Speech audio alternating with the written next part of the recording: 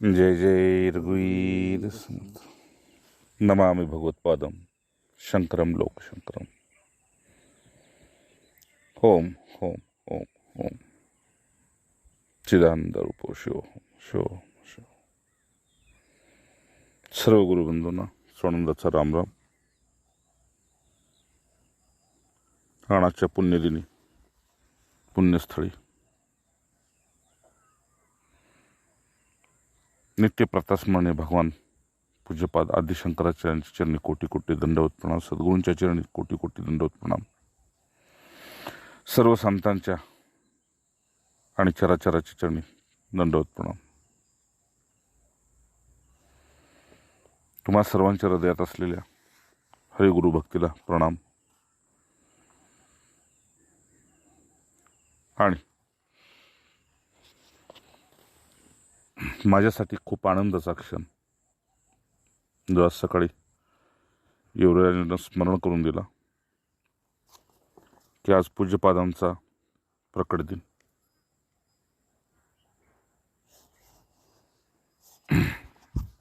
स्मरण दिन, कार्यदिन।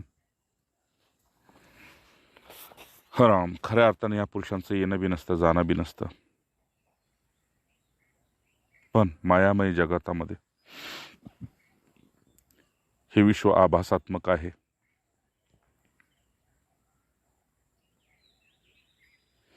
हे कधीच सत्यापासून वेगळं नव्हतं,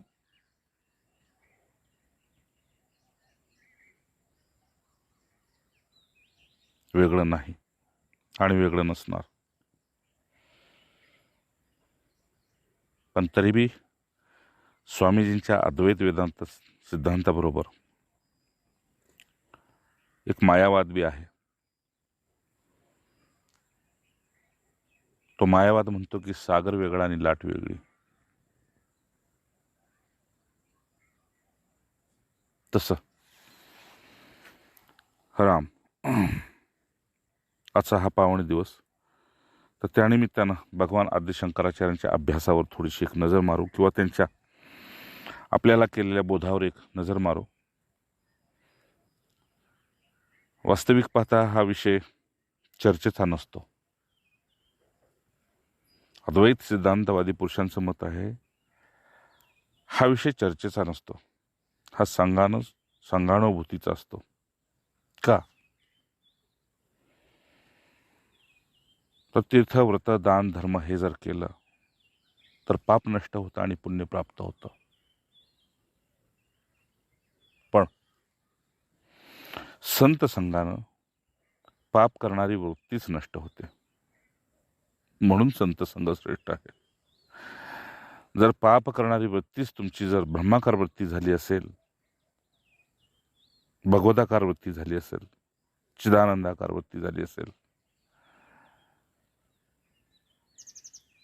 तर भातुकलीच्या खेळातल्या मुलांचं कधी पोट भरत नसतं आणि लग्नाचा खेळ खेळतात, पण त्याला कधी मुलं बाळ होत नसतात।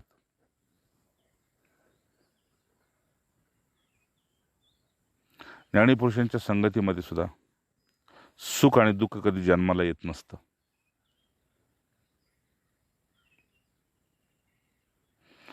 असंच त्यातलं एक जन्म आणि मृत्यूचं द्वैत असतं, ते सुद्धा कधी त्याच्या पुढं प्रकट होत नसतं।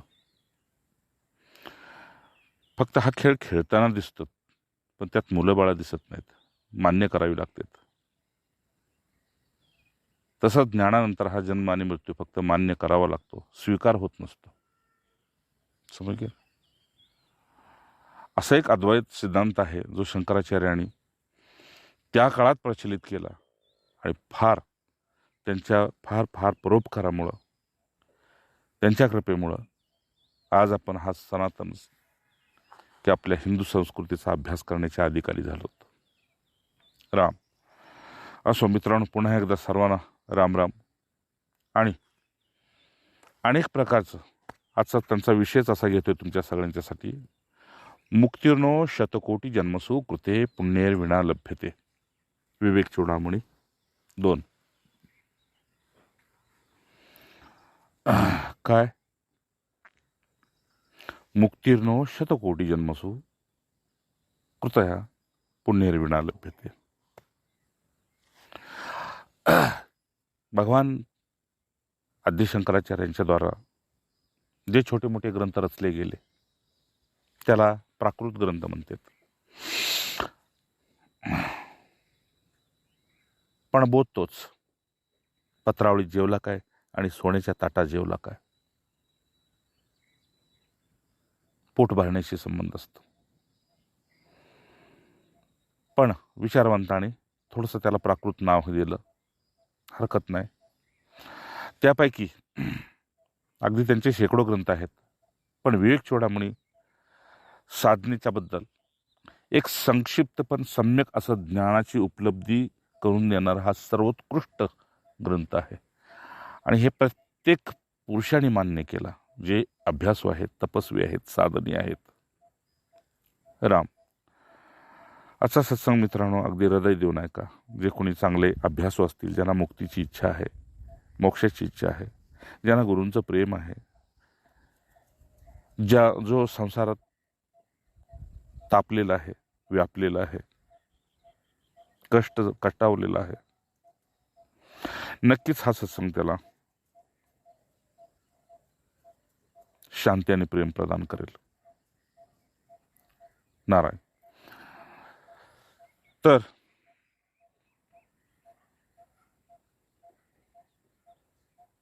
या विवेक चूडामणीमध्ये शंकराचार्यांना एवढंच सांगायचंय, जसा विवेक जागा झाला त्याच्यासाठी मुक्ती बी सोपी आहे आणि भक्ती बी सोपी आहे.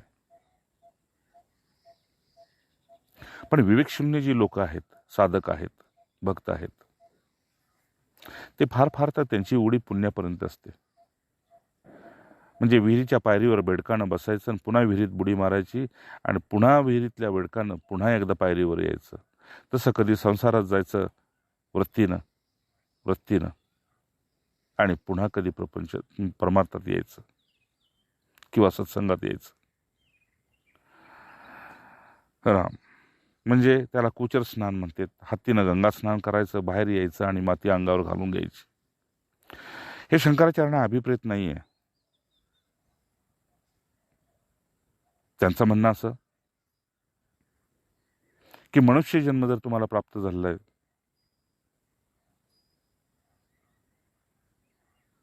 तर स्वतःच थोडासा स्वतःकडे पहा आणि इतर प्राणीमात्रांच्याकडे पहा.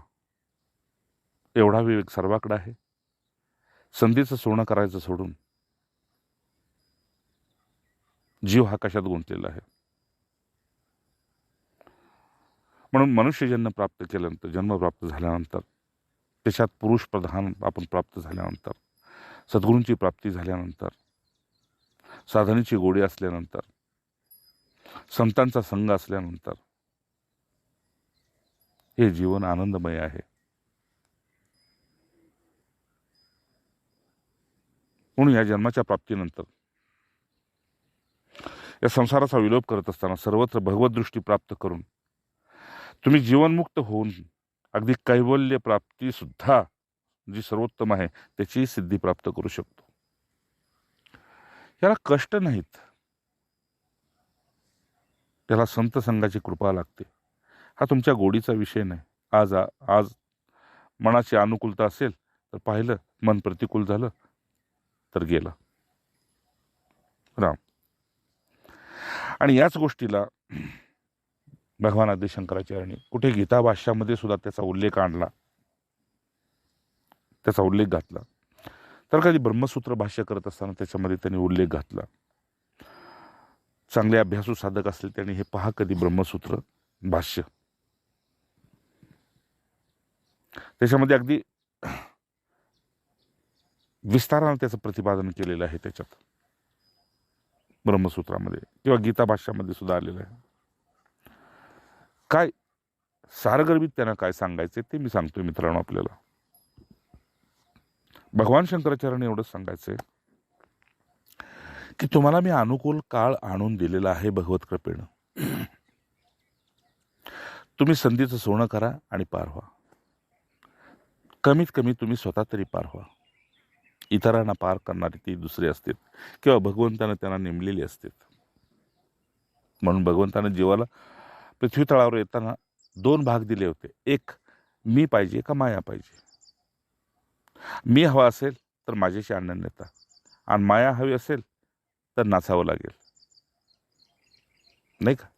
माया हवी असेल तर मग जन्माला आल्यापासून मृत्यूपर्यंत नाचावंच लागेल. ती माया तुला क्षणी नाचवेल, आणि संघाने एवढी दुःख भोगून बी तुला तीच माया गोड वाटू लागेल. पण जर तुझं सुकृत पुण्य असेल, थोडासा विवेक जागा असेल, तर नक्कीच भगवंत म्हणतात, जर भक्ती निवडलीस म्हणजे माझा संघ निवडलंस, मला निवडलंस, तर एक दिवस असा येईल की मलाच नाचवशील. हो, तुझ्यात एवढं सामर्थ्य आहे. मी आहे प्रेमाचा भुकेला, आणि तू आहेस अनन्य, आणि मग मी तुझ्याशिवाय राहू शकत नाही. का? अनन्य पुरुषाला शांतीप्रिय असते आणि योगप्रिय असतो. त्यामुळं हे 2 माझे कवच कुंडल आहेत. मग ही जर कवच कुंडल ज्यानं काढून घेतली, मी त्याच्या दारात पडून राहतो. राम. म्हणून मित्रांनो, खूप मोठी कृपा केली, खूप खूप खूप खूप, मी शब्दात सांगू शकत नाही. म्हणजे स्मरण करून दिल्यापासून सकाळी युवराजनं की आज शंकराचार्यांची जयंती आहे, मी शांत आणि तृप्त झालो होतो. बाहेरचा खेळ वेगळा असतो, आतला खेळ वेगळा असतो. साधू पुरुषाला, चांगल्या गुरुपुत्राला ओळखणं फार कठीण असतं.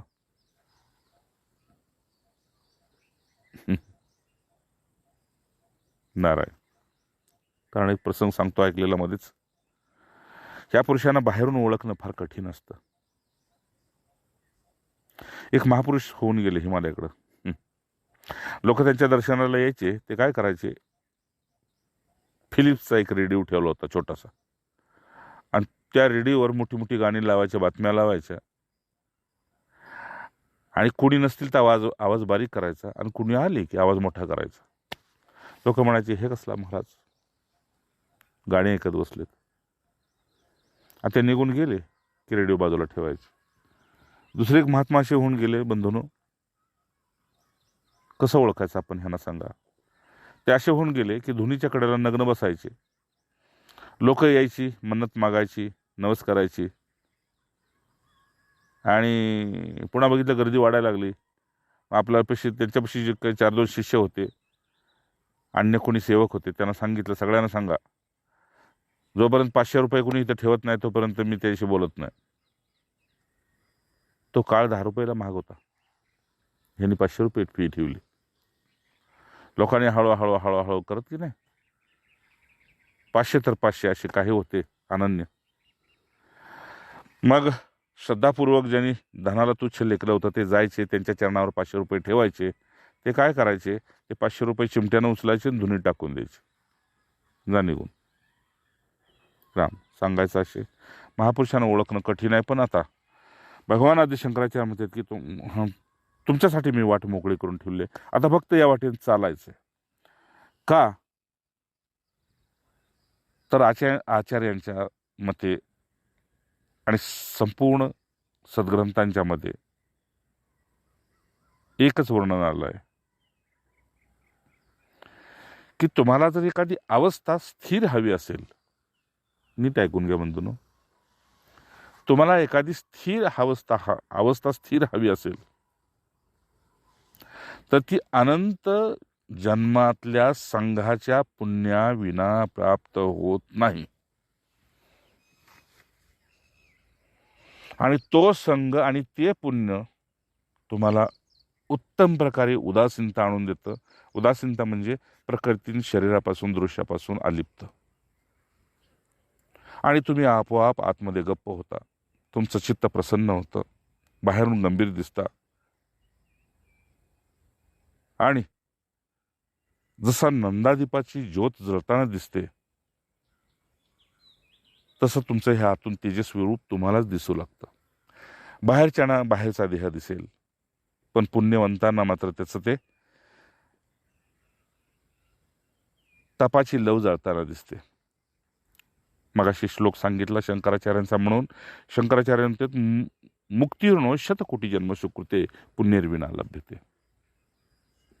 पुण्याशिवाय, हजारो वर्षाच्या, शेकडो वर्षाच्या पुण्याशिवाय तुम्हाला ही स्थिती येत नाही, ही अवस्था येत नाही. आता या गीतेमध्ये जर पाहायला गेलं तर 6व्या अध्यायातल्या 45व्या श्लोकामध्ये तेच वर्णन केलेलं आहे भगवंतांनी. तिथेही भगवंत म्हणते अनेक जन्म संसिद्धतो, अनेक जन्म संसिद्धस्ततो याती परम गती. हे तुम्हाला प्राप्त होऊच शकत नाही अनेक जन्माच्या, नाही का. अरे मुलगी पाहायला गेलं मुलासाठी तर 4-2 चक्रा होते आणि त्यांच्याशी आपलेपणा आपण दाखवावा लागतो. हिथं सुद्धा तसंच आहे. या महापुरुषांच्या पशी आपलेपणा आपण पाहावा लागतो. हे खरंच आपलेच आहेत का, आपण यांचं आहोत का. मूळचे ते असंग आहेत, पण आपण संग करून त्या असंगाला आपलंसं करून घ्यायचं असतं. शंकराचार्यांच्या मते अशी ही साधनेची दृष्टी भगवत कृपेने तुम्हाला आम्हाला जेव्हा प्राप्त होते त्यावेळी मोक्षाची इच्छा तिला कोंब फुटू लागते. आता त्या कोंबाला जर तुम्ही खतपाणी घातलं, सावली दिली, त्याचं संगोपन केलं, एक प्रेमाची नजर मारली तर कोंब लवकर तररतो.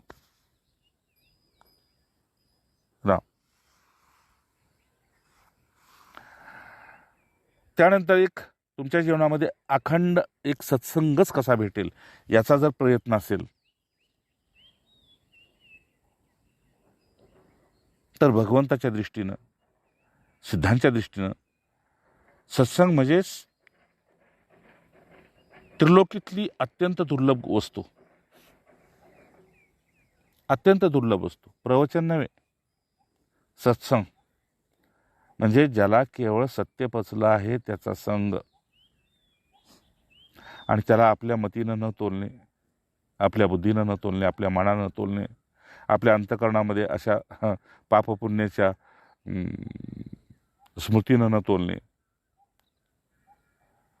असा प्रयत्नानंतर जर तुम्हाला त्या सत्यसंगाची प्राप्ती होत असतील तर तुम्ही ते दुर्लभ असून तुम्ही भाग्यवान आहात. मग ज्याला प्राप्त झालेला आहे तो बी दुर्लभ आहे आणि तो सत्संग बी दुर्लभ आहे. भगवान आदि शंकराचार्यांच्या मते त्या सत्संगातून म्हणजे सत्संगातून विवेकाची प्राप्ती होती आणि विवेकातून सत्संगाची प्राप्ती होते, असा रामायणामध्ये उल्लेख आहे, तुलसी रामायणामध्ये. अच्छा, दोन्हीचा जेव्हा समन्वय होतो तेव्हा मग जीवनमुक्ती त्याच्या पुढे प्रकट होते.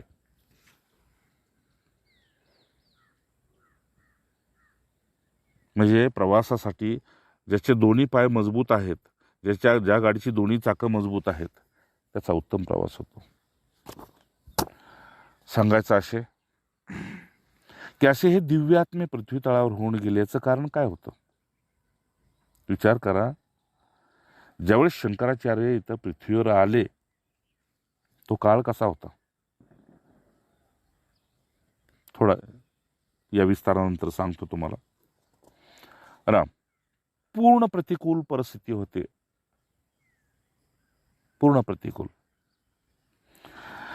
तर अशा विवेक चूडामणीची प्राप्ती म्हणजे आपल्याला मिळालेला स्वयंसिद्ध जो प्रकाश आहे, स्वयंसिद्ध जी कृपा आहे, त्याच्यावर धूळ पडलेली आहे, ती साधनेच्या द्वारा साफ करायची असते. मित्रांनो, विवेक जागृत करायचा नसतो. म्हणजे नंदादीपाला पेटवायचं नसतं, फक्त त्या गाभाऱ्याचं दार उघडायचं असतं. ठीक आहे ना. तसा विवेक हा स्वयंसिद्ध तुमच्याकडे आहेच, पण इकडचा संघ सुटत नाही म्हणून त्या गाभाऱ्यामध्ये आपला प्रवेश होत नाही. कारण काही चांगल्या साधकांचा भोग भोगल्यानंतर, पश्चाताप झाल्यानंतर विवेक जागा होतो, पण असतोच. तर कुणाचा अगोदर जागा होतो. म्हणून शंकराचार्यांच्या मते या विवेकचूडामणीमध्ये मध्ये तिसऱ्या श्लोकात त्यांनी सांगितलं की 3 गोष्टी दुर्लभ आहेत. दुर्लभम त्रयमेव दुर्लभम त्रयमेव देत. कुठला? तर भगवंताचा अनुग्रह, देवानुग्रह हेतुकम, मनुष्यत्व, मुमुक्षत्व आणि महापुरुषांचा आश्रय. म्हणजे त्रयमेव देत म्हणजे ह्या 3 गोष्टी खूप दुर्लभ आहेत आणि त्या भगवंताच्या कृपेशिवाय प्राप्त होत नाहीत. आपला पुरुषार्थ फक्त निमित्त असतो, पण गरज पुरुषार्थाची बी हवी आणि पुरुषार्थानंतर केलेल्या पुरुषार्थाच्या अहंकाराची निवृत्तीसाठी बी तिथे एक पुरुषार्थाची गरज हवी आहे. आपणच केलेला पुरुषार्थ आपणच पुसून टाकायचा असतो आणि कृपेच्या अधीन शरणागत नतमस्तक व्हायचं असतं. खरा. आता बघा, ह्या फळाला कुणीही चाटू, 10 दिशेने ते गोडच लागतं. त्यामुळं तुलसी रामायणामध्ये बी असाच उल्लेख येतो. त्यांनी ते अतिस्पष्ट सोप्या भाषेत सांगितलं. काय? की बिणू सत्संग विवेक न होय. सत्संगाशिवाय विवेक जागा होत नाही, पण तो सत्संग रामकृपा बिण सुलभ न होय. आता ह्या ओव्या कानावलं गेलेत की, पण त्या आपल्या किती झालेल्या आहेत आणि प्रचितीच्या किती आहेत, नाही का? एकाच गावात एकाच आळीला 2 भाव राहतात, पण एकमेकाच्या घरात किती प्रवेश करतात. तसं आपल्या जीवनात सत्संग बी आहे आणि आपल्या जीवनात विवेक बी आहे, पण ते रामकृपेशिवाय त्याची अनुभूती येणार कशी? कारण सत्संगाशिवाय भक्ती होत नाही. बिनु सत्संग भक्ती न होय. अच्छा, ते तब मिलही द्रव्य सब सोय. ती ज्याला प्राप्त झाली त्याचा अंतःकरण डोळे दाटल्याशिवाय राहतील का? काहीच नाही. भाव स्थिर झाल्याशिवाय राहील का? त्याला अधूनमधून अवस्था आल्याशिवाय राहील का? म्हणजे कुसंगात गेला तरी सत्संगाची स्मृती त्याला वारंवार खेचून आणल्याशिवाय राहील का? का? सत्संगती मुद मंगल मूला, सोय फलसिद्धी सब साधन फुला. काय भाग्य असेल? म्हणजे सत्संग म्हणजे काय आहे की बस बिना काटेची वाट आहे, बिना कष्टाची वाट आहे, बिना साधनेची, बिना तपाची वाट आहे. पण लोक जर त्यात साधनेचं जर आपलं फळ पाहत असतील की मी हे साधन केलं म्हणून मला हे प्राप्त झालं, मग तो गर्वाधीन झाला. असे काय? तर प्रत्येकाला हे सांगायचे, बडे भाग माणूस तन पावा. जे देवतांना दुर्लभ आहे ते आपल्याला सुलभ झालेलं आहे. पण मनुष्य जन्म घेऊन अनेक जरी आपल्या पुण्याच्या बळावर आलेले असतील, पूर्वसंचिताच्या बळावर, प्रारब्धच्या बळावर जरी आले असले, तरी आता त्याचं क्रियामान कसं चाललेलं आहे? आता सध्या तो काय करतोय? मोक्षासाठी काय करतोय का? किंवा विवेक जागृत आहे का? नसेल तर त्याला पशुतुल्य म्हटलेलं आहे, आणि असेल तर बेवडे भाग पायी सत्संगा. जर खरोखर त्याचं भाग्य आहे असं वाटतंय तर ते कशावरून तोलायचं? तर त्याला सत्संग भेटत असेल, सत्पुरुषाचा संघ भेटत असेल, किंवा संसारात राहून उदासीन होत असेल तर तो भाग्यवान आहे. का? बिनही प्रयास, कुठल्याही प्रकारचं कष्ट, जणी साधने विन सन्मार्ग लागे. सत्पुरुषापशी गेल्यानंतर खऱ्या अर्थानं अमृताच्या डोहात असतो. हे माहीत असताना तिथं मी बुडालो मी मेलो म्हणून ओरडायचं नसतं.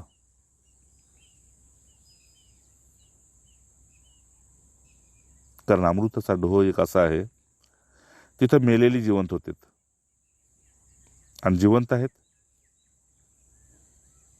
ते तृप्त असतात. त्यांना मरणाची भीती नसते. पण कुठल्याही प्रकारचा तिथे प्रवास करावा लागत नाही, प्रयास करावा लागत नाही. एवढंच काय, जर शंकराचार्यांना जर आपण त्यांच्या अभ्यासात पाहिलं डोकावून, तर त्यांनी स्पष्ट सांगितलं की वंदे बोधमयम नित्यम गुरु शंकर रूपिणम. ज्यांनी शंकराचार्यांचा अभ्यास केला आणि स्वतः शंकराचार्याने स्वतःचा अभ्यास केला, त्यांच्या मुखातून हेच निघालं की मला कोणी गुरु नाही, मला कोणी शिष्य नाही, मी कुणाचा गुरु नाही, मी कुणाचा शिष्य नाही.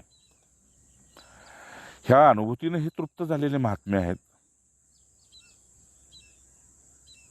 ते नित्य जगाचे गुरु आहेत.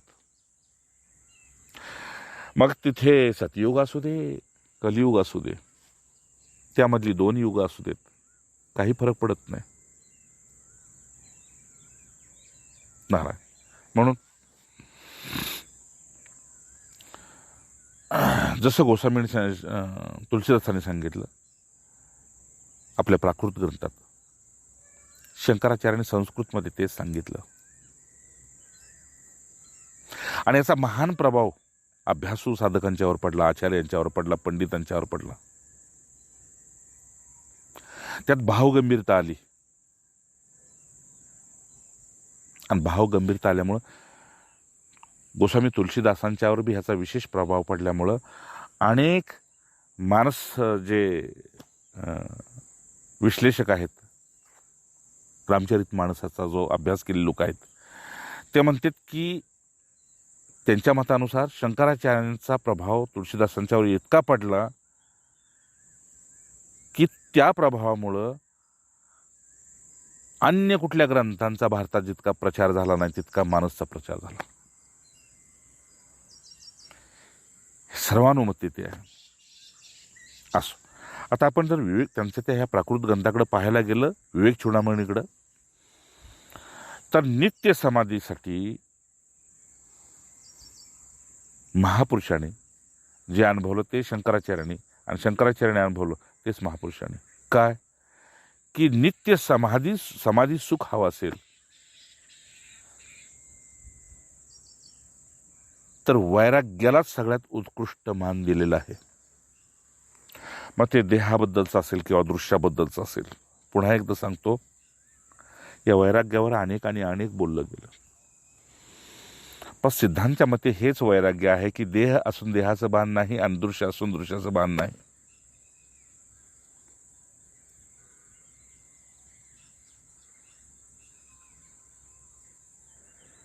आणि जोडीला त्याच पुरुषांचा विवेक जागा असतो जो वैराग्य रागरसिक आहेत. ज्यांचं वैराग्य विजलेलं आहे त्यांचा विवेक सुद्धा विजलेला असतो. म्हणून किमान साधकानं सकाळ, दुपार, संध्याकाळ या 3 वेळे जरी आपला विवेक आणि वैराग्य जागं ठेवलं तर शंकराचार्यांच्या मते मोक्षासाठी देवी देवताच नव्हे, सिद्धपुरुषच नव्हे, साक्षात श्रीहरी सुद्धा तुला साह्य होतील. किमान संध्येच्या वेळेस आपला विवेक आणि आपलं वैराग्य जागं झालंच पाहिजे. आपल्यात अंतर्मुक्ता आलीच पाहिजे, आपल्यात गंभीरता आलीच पाहिजे, आपल्यात उदासीनता आलीच पाहिजे, आपला प्रखर विवेक, विमल विवेक जागा झालाच पाहिजे. अंतःकरण भगवत भक्तीनं भरलेलंच असलं पाहिजे. गुरूंच्या स्मृतीनं आपण ओतप्रोत सांडत असलेलोच पाहिजे.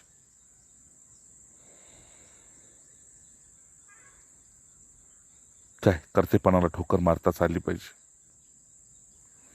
भोगण्याची इच्छा पायदळी तुडवली पाहिजे. हे चांगले शिष्याचं लक्षण आहे. आणि ते त्यावेळी जरी घडलं तरी तुम्ही आम्ही भाग्यवान आहात. कारण अत्यंत वैराग्यवता समाधी हा कमालीचा वैराग्यवान पुरुष आहे, तो अखंड समाधीतच असतो.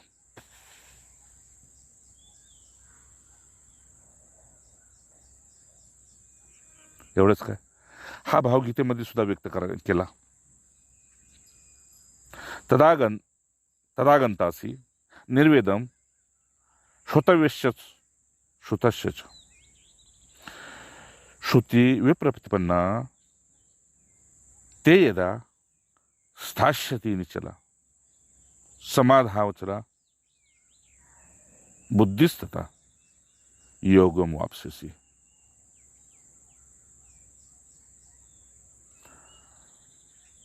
दुसऱ्या अध्यायातल्या 52 आणि 53 श्लोकामध्ये याचं स्पष्ट वर्णन केलं भगवंतानी की मला वैराग्यवान का प्रिय आहे, विवेकवान का प्रिय आहे, अनन्य का प्रिय आहे आणि त्याची उपलब्धी त्याला काय होते. असो मित्रांनो, पुन्हा ऐका. नारायण राम. तर हा आज खरोखर या पुरुषांच्या जीवनावर एक दृष्टिक्षेप टाकण्याचा प्रत्येकाचा मानस असतो आजच्या दिवशी. कारण काय आहे,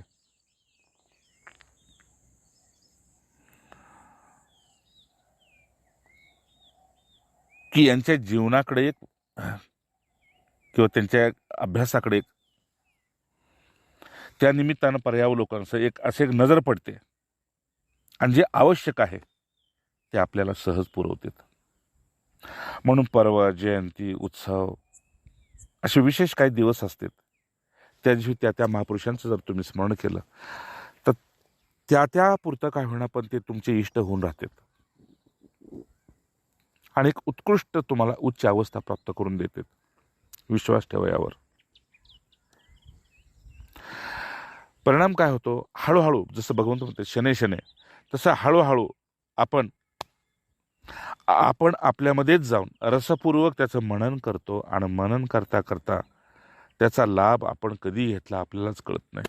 म्हणजे आईच्या मांडीवरच खेळता खेळता आपण अंगणात कधी खेळू लागलो आणि अंगणात खेळता खेळता आपण शाळेत कधी जाऊ लागलो आपल्यालाच माहीत नसतं. हे असंच आहे महापुरुषांच्या संगतीमध्ये.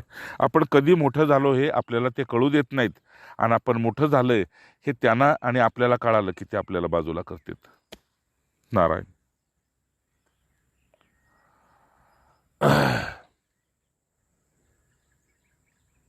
असो, शंकराचार्यांनी अनेक ठिकाणी कुठे आत्मा परमात्मा, मतवाद, साधना, भगवत प्रेम, भगवत भक्ती अनेक विषय घेतले. आता मध्यंतरी त्यांनी जो मतवाद घेतला होता तो अद्वैत सिद्धांताचे ते प्रधान आचार्य त्यावेळेस मानले गेले. 4 शिष्यांना निवडलं, तिथून पुढे पुन्हा वाट चालू केली. ओंकारेश्वरामध्ये त्यांनी आपलं काही काळ गुरूंच्या संगतीत काढला. आता त्यांच्याशी काय संवाद झाला त्याचा फार कुठे विस्तार नाही आहे. गुरूंशी त्यांचा काय संवाद झाला हे त्यांनीही कुठं मांडलं नाही विशेष करून. हे मतवाद्यांनी पुन्हा मग थोडं आपल्या मतानं काय घातलं असेल, पण अतिस्पष्टपणे त्यांचा विशेष काही संवाद त्यात नाही. पण गुरु आणि पोचलेल्या सद्गुरूंचा आणि सतशिष्याचा जो संवाद असतो तो खऱ्या अर्थानं परिपूर्ण गुप्त असतो. देवदुर्लभ कुणाला ऐकायला मिळालं तर तो फार भाग्याचा आहे. पण हे प्रधान आचार्य होते अद्वैत सिद्धांताचे. हे त्रिवार सत्य आहे. आणि त्यातलं एक उदाहरण म्हणजे मला फार त्यांचं काय प्रिय वाटतं मित्रांनो, की ते एका ठिकाणी म्हटले, मी कुणाचा गुरु नाही, कुणी माझा शिष्य नाही. अच्छा, मी कुणाचा शिष्य नाही, कुणी माझा गुरु नाही. अरे तुम्ही कोण आहात मग? तर नमामि भगवत्पादम शंकरम लोकशंकरम. साक्षात शिवजीनीच अवतार घेतला या कार्यासाठी आणि बालवयामध्ये अभ्यास करून एकुलत्या एका आईचा त्याग करून साधन तपशीच्या द्वारा जगाला सुखी करण्यासाठी नव्हे, जगाला बोधमय करण्यासाठी बाहेर पडले. कारण सुख आणि दुःख हे प्रपंचातल्या व्याख्या आहेत, पण बोधानंतर जो एक आनंद असतो तो स्थिर असतो. आणि स्थिर आनंदाच्या कक्षेत जो कुणी जातो तो त्याच पदाला प्राप्त होतो. हे विवेक चूडामणीमध्येच त्यांनी उल्लेख केलेला आहे. तर अद्वैत सिद्धांताचे ते आचार्य असल्यामुळं त्या काळात त्यांना एक आत्ता सुद्धा योग प्रवर्तक पुरुष असं म्हटलं जातं, जसं आपल्या छत्रपती शिवाजींना म्हटलं जातं. कारण त्या काळात ज्या काळात ते जन्मले होते, ज्या काळात त्यांनी अवतार घेतला, त्यावेळेस ह्या भारतवर्षामध्ये बौद्ध, जैन आणि कापालिक यांचा अतिशय प्रभाव झालेला होता. अल्पमतीच्या लोकांवर तुरंत प्रभाव कसा होतो, तर दैन्य अवस्था सुधारण्यासाठी त्यांना जर काही धन भोग दिले तर मानवी मन असं आहे, भोगासक्त मन काही करायला, काही तयार होतं स्वीकारायला. पुढे तसाच काळ येणार आहे मित्रांनो.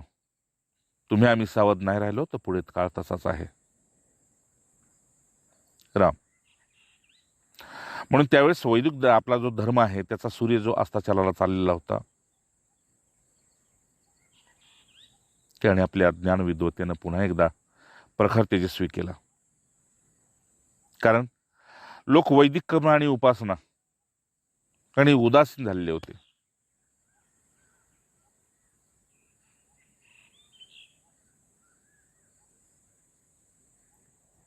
त्यामुळं गौतम बुद्धांनी काढलेल्या एका मार्गावर आणि महावीरांनी काढलेल्या मार्गावर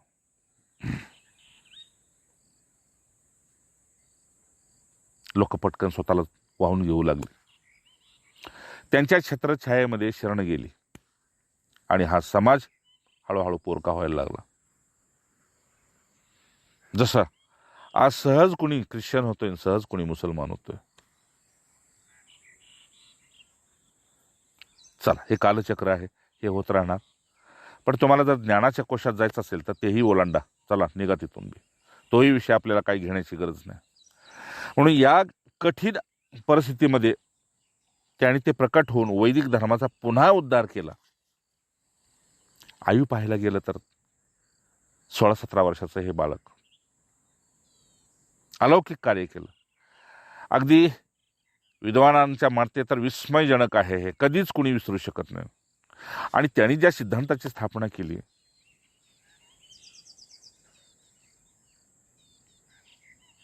त्या सिद्धांताचा अभ्यास करणारे जे कोणी विचारक, आचार्य, पंडित, विद्वान होते, दार्शनिक होते, ते मंत्रमुग्ध होऊन गेले. अरे तुम्ही आम्ही सुद्धा जर गुरु यांची सोडा, पण तुम्ही खरे गुरुभक्त आणि हरिभक्त असाल तर तुम्ही सुद्धा आपला जीव वाळून टाकाल, अशा त्यांच्या सूत्रावरून, एका सूत्रावरून असं अश्रुपात होतो डोळ्यातून. काय सांगू तुम्हाला.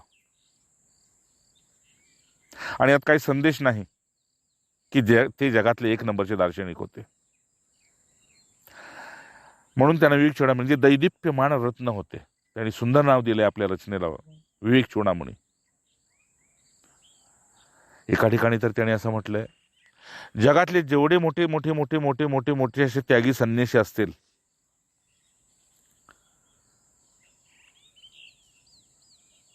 अगदी कौपिन बी न घालणारे आणि हवेवरच राहणारे, म्हणजे दृश्याकडे नजर न टाकणारे, असे जरी कोणी तपस्वी, योगी, संन्यासी असतील तरी ते माझेच अंश आहेत म्हणतात. म्हणजे त्यांनी स्वतःला किती विस्तारित केलं असेल याच्यावरून विचार करा. ते माझे अंश आहेत म्हणतात. पण या गोष्टीचा जर भगवंता मला जर अभिमान होत असेल तर माझ्यासारखा निकृष्ट संन्यासी बी कोणी नाही, असंही म्हणतात.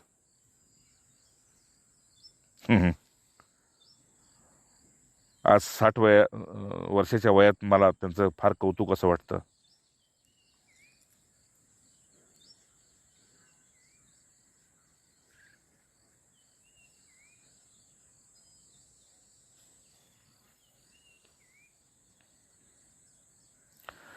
की त्या मूर्तीला आपण बघू शकलो नाही.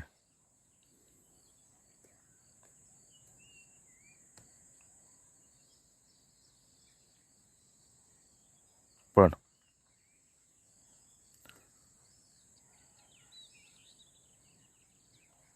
त्यांच्या रचना आत गेल्या, त्यांची वचनं आत गेली की वचनांच्या द्वारे ते दर्शन करून देतात. हे त्रिवार सत्य.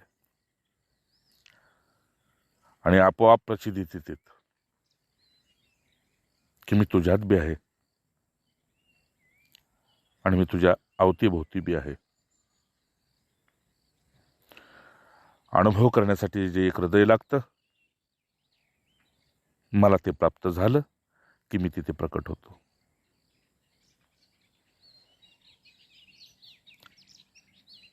आणि हे मीच नव्हे तर अनेक महापुरुषांनी अनुभवलेलं आहे.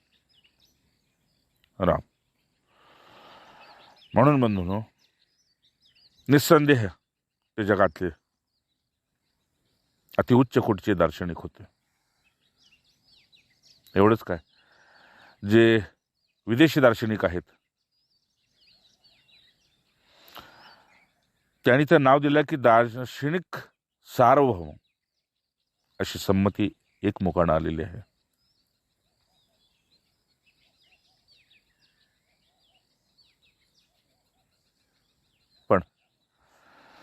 त्याचं कधी त्यांनी प्रदर्शन मांडलं नाही. हे फार मोठेपण आहे. आज सगळं विपरीत आहे. त्यामुळं चांगल्या सतशिष्याला इतर कोणाचं ऐकूही नाही आणि पाहूही नाही. त्या वाटेला सतशिष्याने जाऊ सुद्धा नाही. ज्याला पूर्ण व्हायची भूक आहे त्याने गुरुचरणाचाच आश्रय घ्यावा. बस मी हेच सांगेन. कारण त्या काळात भगवान आदि शंकराचार्यांनी ब्रह्मसूत्रावर जी भाष्य लिहिले त्यात पहिल्यांदा आत्मा आणि अनात्माचं विवेचन केलं.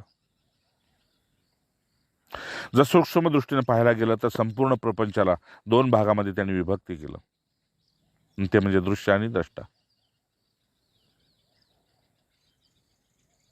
आणि त्याच्यामध्ये एक तत्व आहे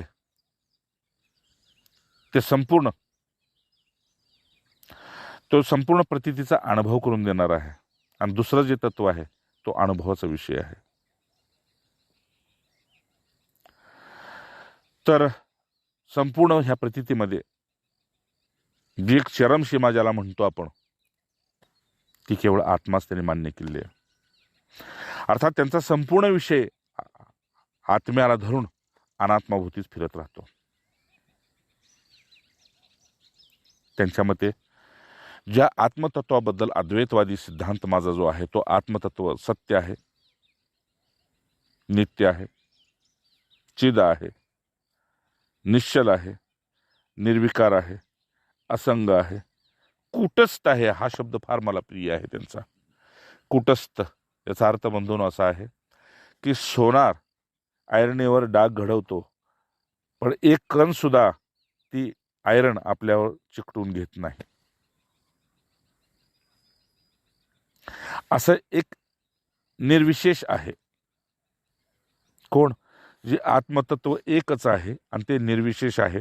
त्याला कुठलंही विशेषण लागू शकत नाही. कारण शंकराचार्यांच्या मध्ये बुद्धीपासून ते भूतपर्यंत जेवढा काही प्रपंच आहे बस बुद्धीपासून, अंतःकरणापासून, स्थूलापासून हे जे काय तुम्हाला दिसतंय या प्रपंचाचा आत्म्याशी काडीचा संबंध नाही. हरे राम.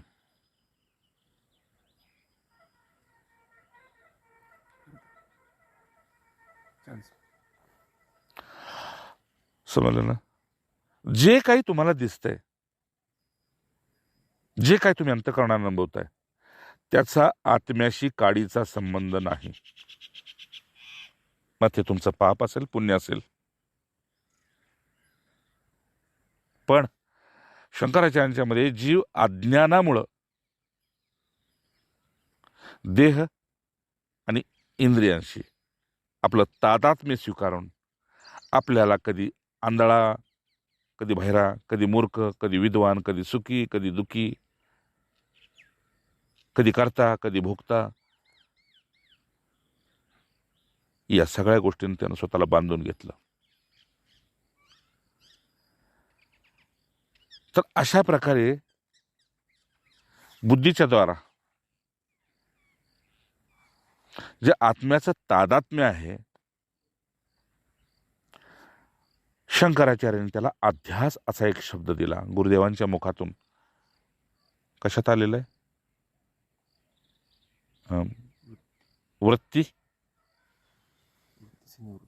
वृत्तीशी निवृत्तीमध्ये हा शब्द आलेला आहे. गुरुदेवांच्या सत्संगात ऐका तुम्ही.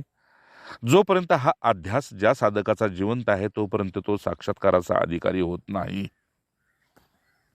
म्हणजे प्रपंचातलं सुखदुःख जर तुला सत्य वाटत असेल तर तू साक्षात्काराच्या योग्यतेचा नाहीस. काठ मार द्या म्हणून बस. ठीक आहे ना? सागराच्या जवळ जाऊन सुद्धा तुला लाट आणि सागर वेगळी दिसत असेल तर तू साक्षात्काराच्या योग्यतेचा नाहीस. काठ मारलेली आहे. म्हणजे तू समुद्र दर्शन करण्याच्या लायकीचा नाहीस.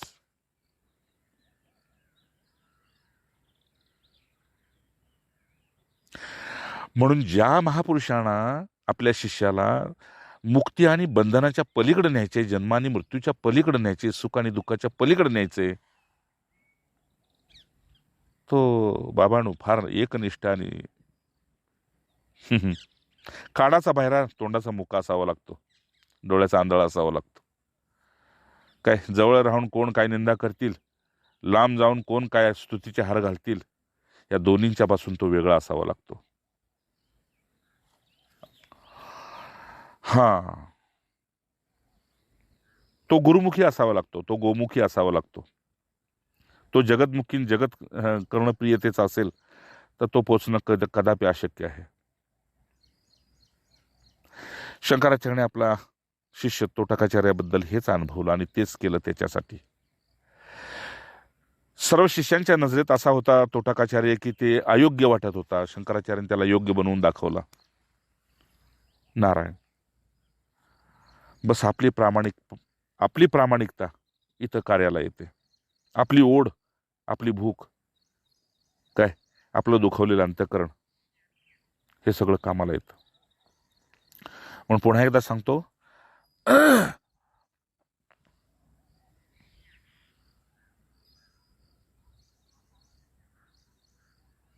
प्रभू रामचंद्रांच्या गुरुनी महामुनी वशिष्ठाने योग वशिष्ठामध्ये एक सुंदर वाक्य घातलेलं आहे. तुम्ही निष्पाप असताना तुमचा झालेला अपमान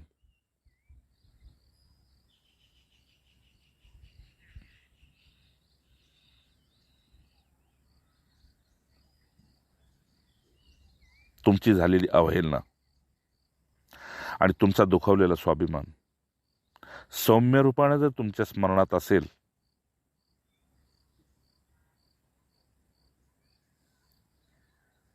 तर संसार दुःखालय आहे याचं स्मरण करण्याची आवश्यकता नाही.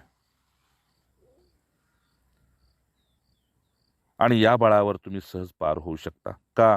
यामुळे तुम्हाला दृश्याबद्दलची उदासीनता येईल आणि चित्ताबद्दलची गंभीरता येईल. असो, पुढे आहे का? राम राम राम. म्हणून हा जो हिरा आहे भगवान आद्य शंकराचार्य, ज्याला चूडामणी म्हणतो आपण, तो साक्षात शंकर अवतार आहे. म्हणून या आचार्यांच्या सिद्धांतानुसार हा जो संपूर्ण प्रपंच आहे तो सत्यत्व प्रतीती अध्यास केवळ हा मायेचं कारण आहे. म्हणजे तो तुम्हाला सत्य भासतोय याचं कारण आपल्या चित्ताचा अध्यास आहे, म्हणजे आपलीच विषयासक्त गोडी आणि देहबुद्धी, याला हे कारण आहे. म्हणून ज्या देहाला राग करून जायचे, जी नाती टाकून जायची ती, एका बाजूला ही उदासीनता जर नसेल तर ही सत्यत्व प्रतीती अध्यास तुमच्यातून कधीही जाऊ शकत नाही, असं शंकराचार्यांचं मत आहे. मग तुम्हाला छोट्या मोठ्या विधीतनं कावळा शिवला, गायला शिवले, हे केलं, पिंड केलं, प्रतिपिंड केलं, ते कुठलं नागबली केली, फलाणी बली केली, यातून थोडं थोडं तुम्हाला थोडंसं पुण्य देऊन पुढे ढकललं जातं. अशी बी सोय केलेली आहे. पण विशेष सोय काय केलेली आहे की संत आणि सत्संग, बस काम तमाम. याच द्वारा अद्वैतवादाला अध्यासवाद किंवा मायावाद सुद्धा म्हणू लागले. राम, यामुळं म्हणजे कर्ते भोक्तेपणाचा स्वीकृतीमुळं या अद्वैतवादालाच अध्यासवादामुळं मायावाद सुद्धा म्हणू लागले.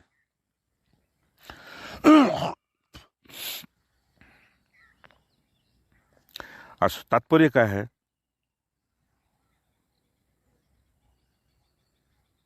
की जेवढा हा दृश्य वर्ग आहे आपल्या डोळ्यासमोर, हे सर्व मायेचं कारण आहे. आणि मायेच्या कारणामुळेच हा वेगळेपण आपल्याला अनुभवता येते किंवा आपण अनुभवतोय. पण वस्तुता जर तत्वता पाहायला गेलं तर जसं एकच वीज सगळ्या यंत्रामध्ये फिरते, कुठे गार गरम करते काय, तसं एकच तत्व आहे ते 3 गुणात फिरते, सत्व रज आणि तमामध्ये, स्वर्ग मृत्यू पाताळामध्ये आणि आदिदैविक, आदिभौतिक आणि आध्यात्मिक तापामध्ये. हे एकच तत्व भ्रमंती करतंय. त्या तत्वाकडे जसं लक्ष गेलं, वस्तुतः ते एक अखंड शुद्ध आणि चिन्मात्र आहे. तर याच्यासाठी गुरूंच्या नजरेनं आणि गुरूंच्या कृपेनं आत प्रवेश करावा लागतो, बाहेर नाही. मग बाहेर तीर्थव्रत दिली, नियम दिले, दानधर्म दिलं. या कर्मकांडातून जो आत प्रवेश करू लागला तो गुरुनिष्ठ अधिकारी झाला, तो एकनिष्ठ अधिकारी झाला. म्हणून बंधूंनो, यथाशक्ती तुम्हाला तुमची योग्यता हवी असेल तर बहिरंगातून अंतरंगाचा प्रवेश करायला शिका. आणि गुरुमंत्राच्या द्वारा आपला सोहम जागा करा. शंकराचार्यांच्या मध्ये हे जे ज्ञान आणि अज्ञान हे संपूर्ण विभिन्न, हे प्रतीतीचं स्थान आहे. एक अखंड सच्चिदानंद घन अनुभव, अखंड, हेच एक ज्ञान आहे. आणि त्या ज्ञानाचा बोध ज्याला झाला ते सद्गुरुपदाला प्राप्त होते. हे जर सत्य आहे तर सर्वांचं अधिष्ठान असलेली एक दृष्टी ती प्राप्त न करता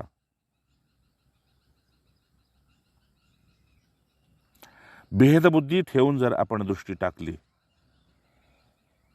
आणि मग सत्यत्व बुद्धी करण्याचा प्रयत्न केला तर शेवटी मग त्याला अज्ञान म्हणतात.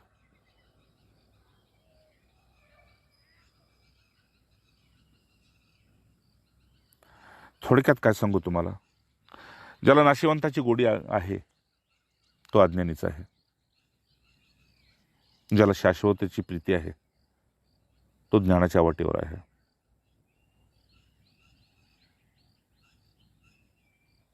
जसं नाना प्रकारचे आभूषण असू द्यात, पण तत्वदृष्टीने फक्त एक सुवर्णच आहे, एक सोनं सत्य आहे.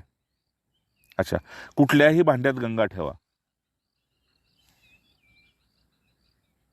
पण ती शेवटी गंगाच आहे.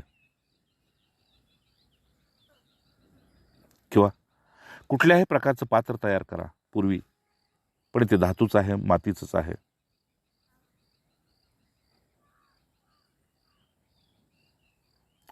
अगदी त्या प्रकारे हे अनेकविध असे भेद संकुलित संसार आहेत. सांगायचं असे, संपूर्ण चराचर हे परब्रह्मच आहे हे ज्यानं अनुभवलं तो इथं सुखदुःखासाठी थांबत नाही आणि जन्म मृत्यूच्या फेऱ्यामध्ये पडत नाही. का? त्याच्याशिवाय दुसरी कुठली वस्तूच नाही. जसं पडदा बाजूला सारला तरच हे दृश्य दिसतं, पडद्या आडून फक्त अनुमान असतो. बस. तर ज्याला पडदा बाजूला सारायचा असेल त्याच्यासाठी एकच मार्ग आहे आणि तो म्हणजे सत्यप्राप्त पुरुषाचा संग. शंकराचार्यांना आपल्याला स्पष्ट सांगतात की अशा प्रकारचा अभेद भाव जर तुमच्याकडे असेल, म्हणजे अभेद भाव म्हणजे कसं की आरशापुढे उभं राहिल्यानंतर जो आरशातला आहे तोच मी आहे, ही जर प्रचिती तुम्हाला स्थिर होत असेल तर गुरूंच्या रूपात शिष्याच्या रूपात गुरु, गुरूंच्या रूपात शिष्य, भगवंताच्या रूपात भक्त, भक्ताच्या रूपात भगवंत, हे द्वैत नाहीसं होतं.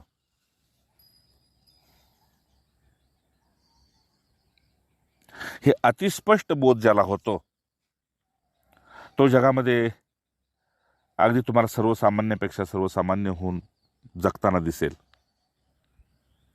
कार्यकारण अहंकार उभा करेल. जसं तुम्ही घरात रात्री गेला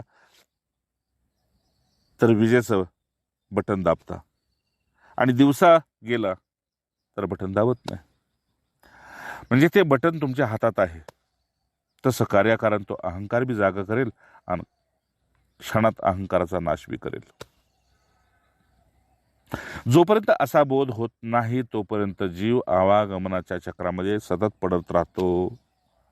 म्हणून शंकराचार्यांचं आपल्याला अतिस्पष्ट मत आहे, चांगल्या सतशिष्यांना, गुरुपुत्रांना किंवा हरिभक्तांना असं स्पष्ट मत आहे की तुम्ही आश्चर्य करायचं असेल तर एका सत्याचाच करा आणि एक आपलेपण दाखवायचं असेल, एक अनन्यत्व दाखवायचं असेल तर बोधप्राप्त पुरुषालाच दाखवा, जगाला दाखवत बसू नका.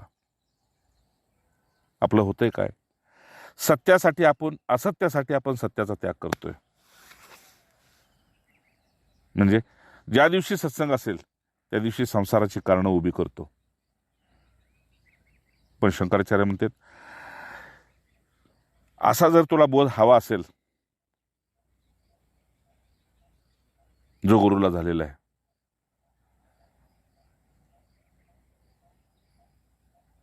आणि त्यांनी कृपा केली तू पुरुषार्थ केलास,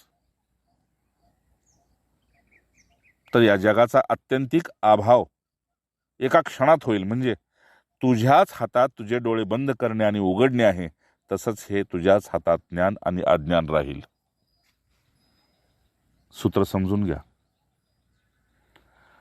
हवं तेव्हा तुम्ही पापणी पाडून जग लोप करू शकता, तसं हवं तेव्हा तुम्ही हे अज्ञान लोप करू शकता, आणि हवे तेव्हा तुम्ही ते ज्ञान प्रकट करू शकता. जसं रात्री नाग भूक असेल तर मनी बाहेर काढतो, आणि भूक नसेल तर मनी आतच ठेवतो. असा बोध तुम्हाला होईल म्हणते. म्हणून बंधूंनो, पुनश्च एकदा सांगतो, असा जर बोध गुरुकृपेने तुम्हाला मला व्हावा असं वाटत असेल, स्वयंमुक्त कसे आहोत याची अनुभूती घ्यायची असेल, तर विवेक चूडामणी सारखा ग्रंथ तुमच्या जीवनाच्या अभ्यासात आला तर तुम्ही भाग्यवान आहात. कारण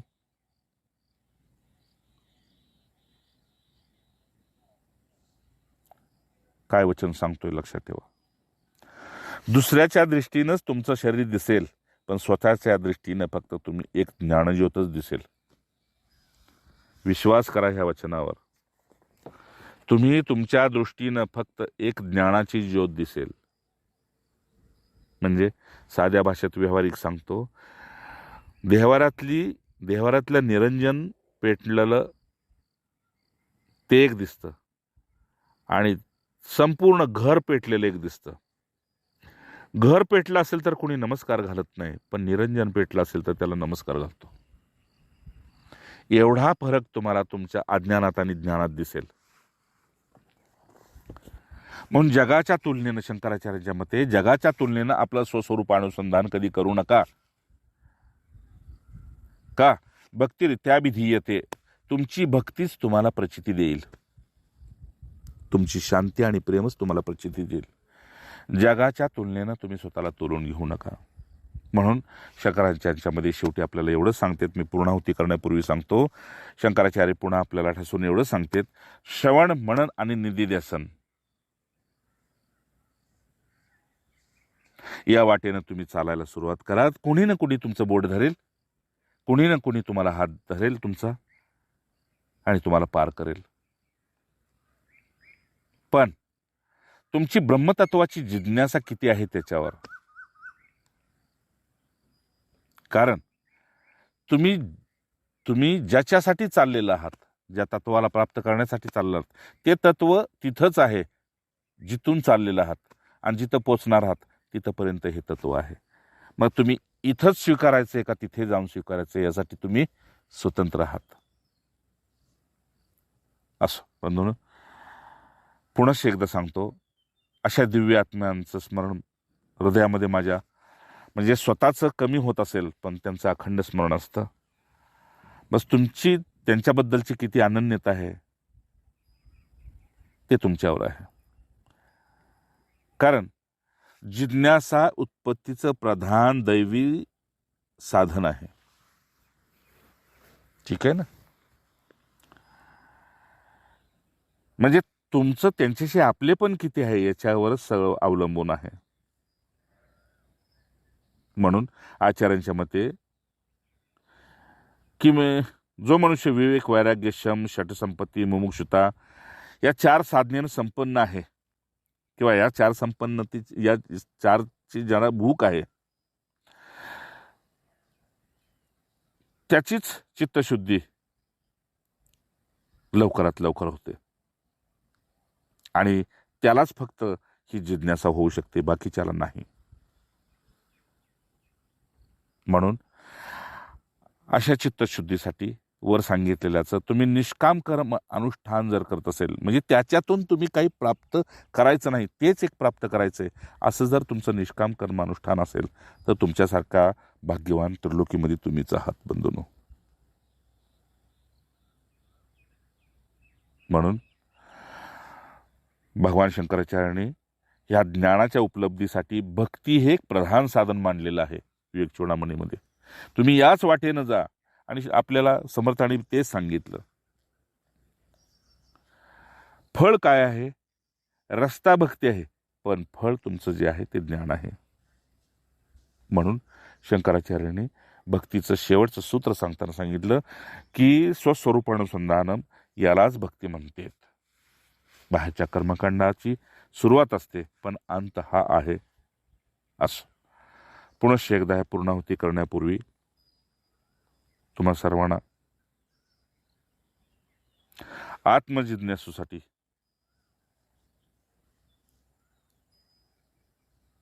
तुम्ही भक्ती हे जे प्रधान साधन निवडलेलं आहे त्याचा संग सोडू नका, आणि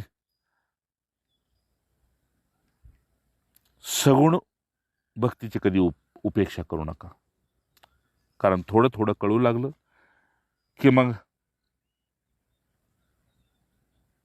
ही सगुण भक्ती म्हणजे फोलकटपणा वाढतो. तर इथे साधक फार घसरतो.